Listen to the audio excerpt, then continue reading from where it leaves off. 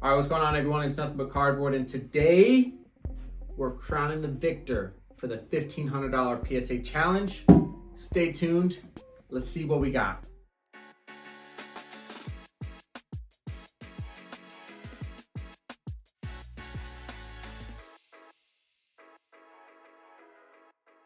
All right, guys, so like Cody just said, it is finally over. We have completed the $1,500 challenge. All of the cards have been sold on eBay, and we are going to be going over who the winner is of this challenge. That was a long one. That was a long one. You know, what was this, like 4 months long at least? Yeah, we might not. Over we might 4 have. months. Yeah. We probably shouldn't. Yeah, and there really was only one rule. I'm going to go ahead and play it for you right now.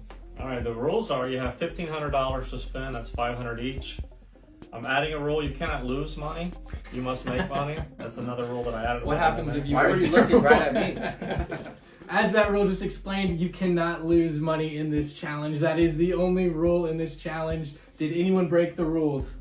We'll find out We'll here find out shortly. here in a second. But basically what we each had $500 to pretty much invest however we wanted. We all did football cards because we love football, and we were supposed to try and grow that. The winner would be the one who was able to make the most money in this challenge. So I'll go ahead, I'm going to share my screen here for you, and we'll kind of see what I did. So I bought 28 cards, or actually 27 cards, as you can see on the screen right here. So all of the green highlighted cards on the left were the ones that I submitted to PSA. Everything else, I was like, no, not really going to work out.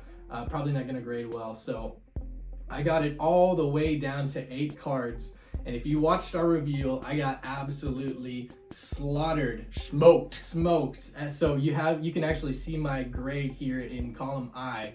I had, what is that, 6 9s, a 10, and an 8. I thought 7 out of the 8 cards were going to gem out.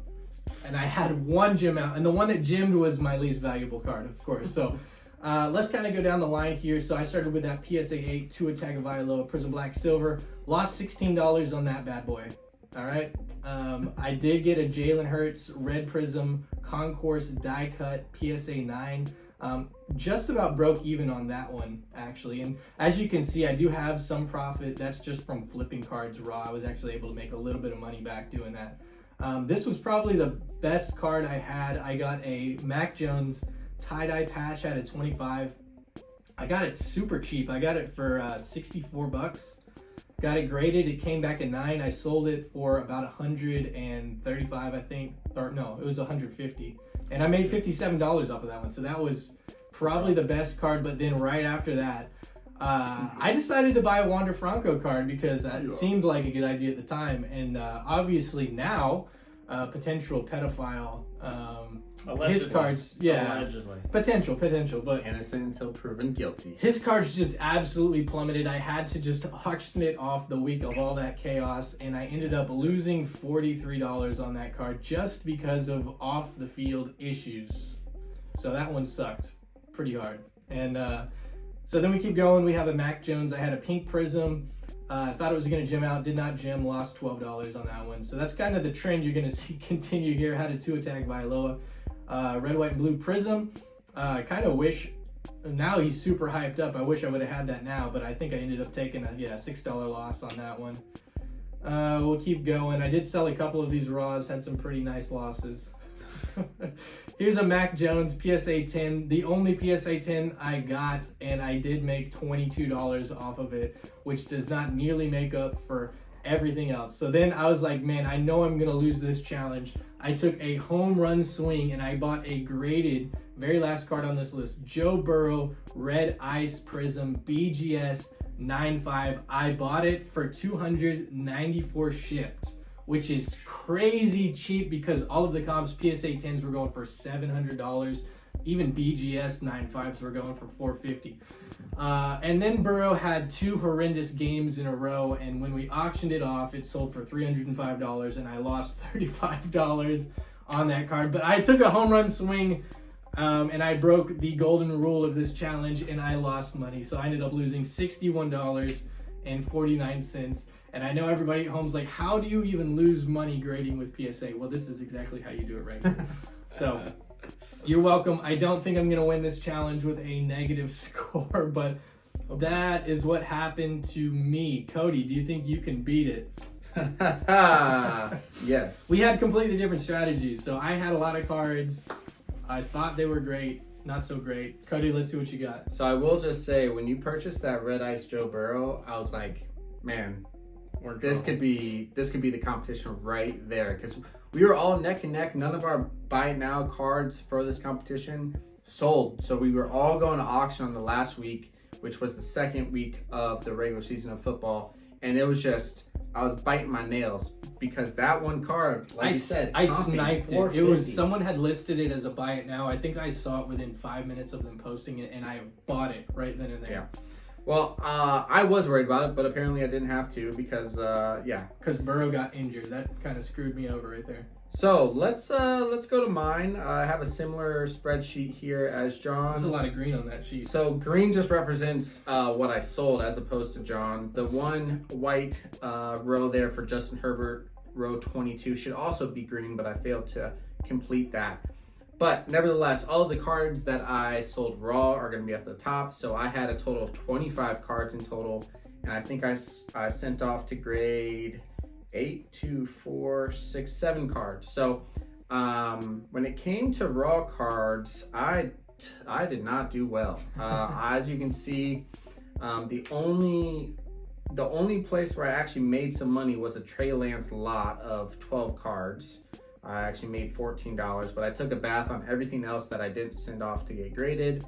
But I didn't send off the 7 rows at the bottom. So the 7 cards that I did get graded are at the bottom here. Kind of condensed the column so that we can stop going back and forth. But starting from the top, had a Justin Herbert silver. What is that? The silver prism. That'd be Prism Black? P19? No. That's the Phenomenon. So ended up getting an 8 on that. I lost $47.94 on that card. I'll tell you why here in a second. Actually, let me just tell you now. So I broke one of my own rules that I've very specifically said on the first part of this series, and that if you don't have the money for grading, by the time we send the cards to PSA, you have to disqualify cards. So I had about $54 overspent because I was terrible with managing the spreadsheet, and I bought more cards at the end. But I had to disqualify 3 cards. So one of those 3 cards is the Justin Herbert Silver Prism. So I did sell it for $30.77 as a PSA 8, which is kind of shocking. So, but I had to take the loss, so $47.94. I did get a T-Loss Silver Prism Dynagon. That one gemmed, made $123. Another disqualify is row 22, the white one. I lost $56.50 because I didn't take into account the sale price. The home run winner for this competition for me was, of course, the Mac Jones Donruss Optic Auto out of 25 that gemmed, and it. I'm not even going to say what I had. A 9, I pre-graded a big scratch. Yep, Yeah. pre-graded a 9 because I wasn't going to say it, but now that I mentioned it, there was a scratch on the chest, and I thought it was going to be a 9. It got a 10. Ended up selling that bad boy for $339.12 after fees and shipping. Profited $1.26. Also had a Jordan Love Orange Prism die cut gem out, made $22 in profit. And then the bottom 2 Trevor Lawrences that I thought were gonna grade a 10, both got 9s. Lost some money there, but kind of inaccurate because 3 of these cards were disqualified. So again, I didn't take the sale price into consideration. I just took the cost. So all in all, I ended up making $31.18 without the disqualified cards.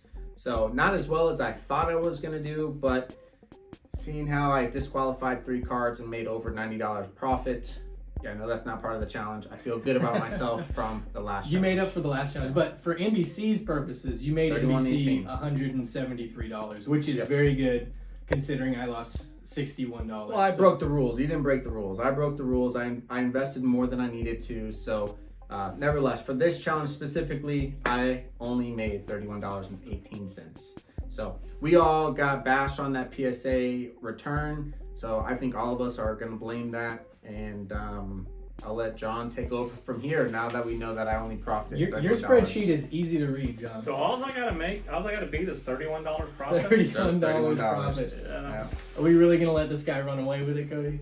All right, again. I hope I run. I went with Burrow. I bought 3 cards. My game plan was to buy higher dollar cards, target surefire things, and get them graded. So I bought 3 cards that were already pre-graded, cracked them and sent them in. They did not grade well at all. They all got 9s, came back. One came back at 10, right? No, I had a 9.5 HGA, a 9.5 SGC, and a 9.5 CSG. And the Burrow swatch came back at 10. I thought it was going to sell for more than it did. So let's just go through them. So I bought a pink hollow, paid $227.48 for the card, got it graded. But it wasn't HGA 9.5, right? It was an HGA 9.5. So I thought it's going to switch over. We've had good luck in the past. And it came back a 9. So I ended up selling that card for $79.39. So I took a big loss on that card. Bought also the canvas card, which came up, are the Joe Burrow rookie swatch, which was SGC 9.5. That one did pull a 10. So I was happy for that. They were really excited and thought that was a big card. I was hoping the pink hollow would have gemmed instead of that card. Yeah.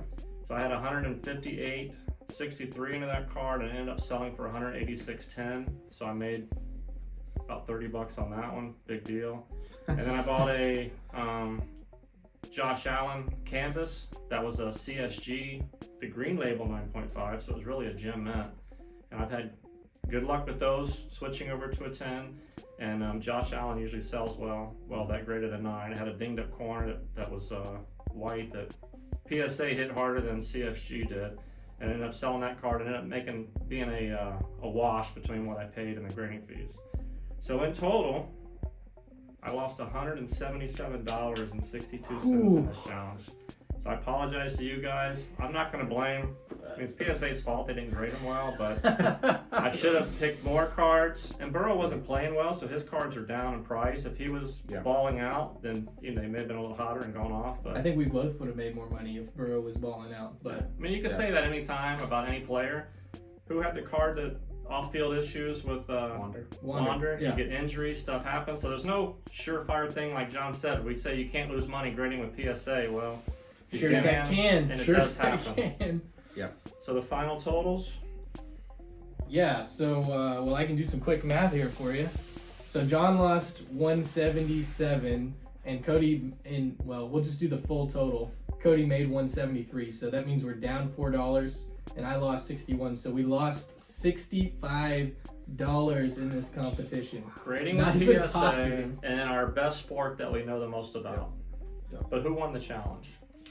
This guy. Cody won the Cody. challenge with a positive $31. That's crazy. You only had $31.18 positive, and he won the competition. Nice job, man. Good job, Cody. Thank you. Cody had a lot of pressure on him from the SGC challenge. He wanted to make up for it, and he was... You're damn he right. was What's grinding, funny, so. John, is we actually had $500 left over on top of this challenge. We're like, let's just buy a couple cards and see what we can do.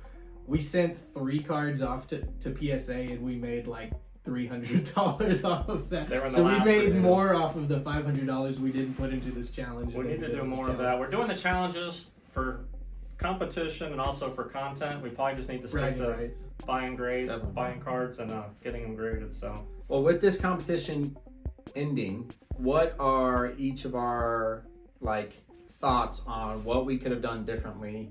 If you were to pick 2 things, what could you do differently to improve your final sale or final profit margin? John, why don't we start with you? What could you have done differently? I'm no longer buying pre-graded cards. I've had bad luck lately, and we've got another reveal that we're doing here in the next hour or so that I don't feel real good about. The last reveal I had 4 or 5 that were gem with another company that went down, and then this one we had 3 and 2 went down, so I'm not buying any more. You pay a little bit more to get the pre-graded. You think it's going to gem, and it doesn't, so you just need to buy raw cards, and that's really the only mistake. I mean, Burrow is a hot guy, sells really well. He was injured, so it was a bad time. So I think my only mistake is learning from you guys, putting all my money in a basket, buying higher dollar cards, which is what I wanted to do, and then going with the top guy. So I think for me, it's just the graded cards. Now, were your cards buy it now or auctions? They were auctions. All of them auctions. Actually, you and I went to a Lightning game. You got tickets and went to the Lightning game, and one of the tickets I actually bought during the game. My alarm went off in my pocket, and I was able to snag it. So One of the cards, you mean? yeah, one of the cards. What did I say? One of the tickets. I was like, this guy's sniping tickets while at a game. Wasn't was a a rookie rookie ticket. What about you, John? Yeah, so I mean, obviously, What'd you go? I got a little bit unlucky with the Wander Franco, but Mhm. I think in general, I just need to focus on slightly more higher dollar cards because the ones that I did have that were higher dollar did well. So there just isn't a whole lot of profit margin with some of the lower dollar cards. So the one that I did have, Jim out, PSA 10, I only made $20 off of. So Sure. I mean, I did definitely get wrecked by PSA a little bit there, which did not help. I would not be buying baseball again because it didn't make sense because of when this competition was ending. It's like not quite at the end of the regular season, so it's not nobody's looking for baseball. So I shouldn't have bought any baseball at all. But I think just buying higher dollar cards. I think the players that I targeted were good. I mean, they were all pretty much quarterbacks for the most part. Yeah. All of them had a little bit of hype coming into it. I think it's just a combination of me getting unlucky with grading, buying a little bit of baseball, and then I should have bought higher dollar cards rather than messing with some of the cards that I was messing with. But I don't know. My strategy really wasn't too different than the previous challenge, so I think it's still a pretty solid, solid approach. Just unlucky. In my Was opinion. unable to execute. Yeah. I think for me, I did a little bit differently with this time with this challenge. I tried to snag a lot more auctions because I've seen these guys have a lot of success with auctions, especially this guy who just completely destroys eBay listings. But I did have some buy nows, of course. I think, as you mentioned, higher ticket cards would be great. I tried to dabble a little bit with some like raw lower end cards. I had the lot in there of Trey Lance.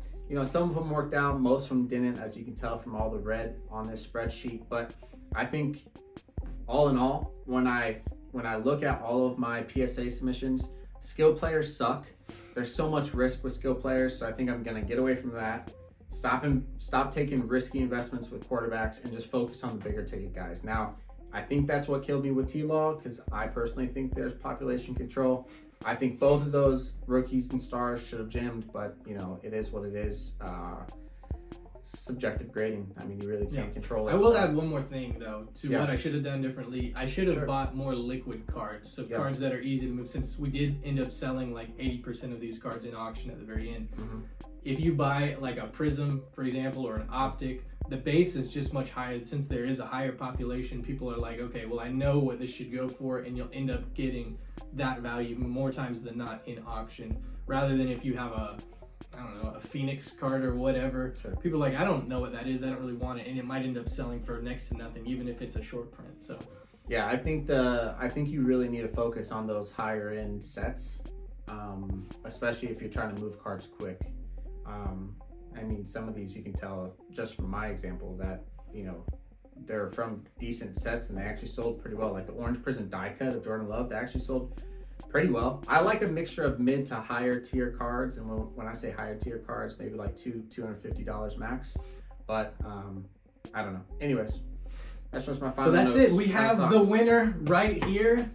Listen to him. Don't listen to me or John because obviously we're going to help you lose money if you do what we say. So any final thoughts, John? No, we're thinking of another challenge to do, so let us know in the comments below something that you, any thoughts that you have. Cody's thinking maybe NBA since none of us know much about I am not saying NBA. NBA. Wait, Do I not think you say were the that. one saying NBA. I Oh, cannot. Cody Like, said we should I'm learn pretty sure NBA. John, I'm pretty sure Cody said we should do We it. need to learn NBA, but I am not the one advocating for that. Listen, after the baseball, I do not want to try a different sport. Yeah, well, I'm gonna lose everyone money. Maybe we can just do a mid-year football again, and We'll then see. a challenge into the end of the year. We'll see. Anyway, Fair throw it in ideas. the comment section below. Thank you guys for following this very long challenge, and we will see you in the next reveal.